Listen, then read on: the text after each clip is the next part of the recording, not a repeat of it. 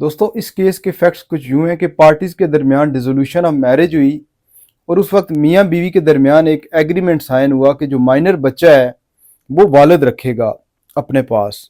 جبکہ جو نابالغ بچی ہے وہ والدہ اپنی کسٹڈی میں رکھے گی۔ اور اس کے لیے یہ ایک شرط عائد کی گئی کہ جو مدر ہے اگر اس نے دوسری شادی کی تو پھر اس کے پاس جو نابالغ بچی ہے وہ اس کی جو بچی کی کسٹڈی ہے وہ بھی والد کو دے دے گی۔ بعد میں کچھ عرصے کے بعد والدہ نے دوبارہ شادی کر لی اور جو فادر ہے اس نے گارڈین کورٹ میں بچی کی کسٹڈی کے لیے ایک گارڈین پٹیشن فائل کی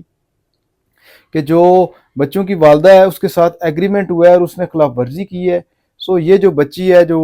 والدہ کی کسٹڈی میں ہے یہ بھی مجھے ہینڈ اوور کیجیے۔ تو اس پر آنریبل کورٹ نے یہ ہولڈ کیا ہے کہ جو بچے ہیں یہ کوئی کموڈٹی یا کوئی ایسی چیز نہیں ہے، اور نہ ہی ان کی جو ویلفیئر ہے وہ اس طرح کے جو ایگریمنٹس ہیں ان سے کمپرومائز ہونی چاہیے،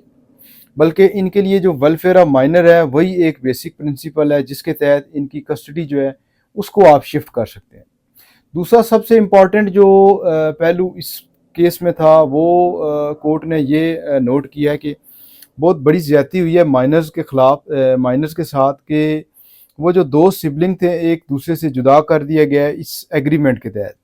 جس کی وجہ سے جو ان کی بچپن کی جو کمپینین شپ ہونی چاہیے تھی وہ اگنور ہو گئی ہے، اور آپس میں جو دونوں بہن اور بھائی کے درمیان ایک جو دوری پیدا ہوئی ہے اس پر جو ہے نا وہ اچھا خاصا ان کے ذہن کے اوپر جو ہے نا وہ اثر ہوا ہے۔ تو ہائی کورٹ نے یہ پٹیشن ڈسپوز آف کر دی اور گارڈین کورٹ کو یہ ڈائریکشن دی کہ جو دو بہن بھائی کے درمیان جو بھی سپریشن کی گئی ہے اس کا جو ایڈورس افیکٹ ہوئے ہیں وہ اس کیس کی فیصلہ کرتے ہوئے لازمی نوٹ کریں اور ویلفیئر آف مائنر کو ہی سامنے رکھتے ہوئے جو ہے نا وہ اس پٹیشن کا فیصلہ کریں۔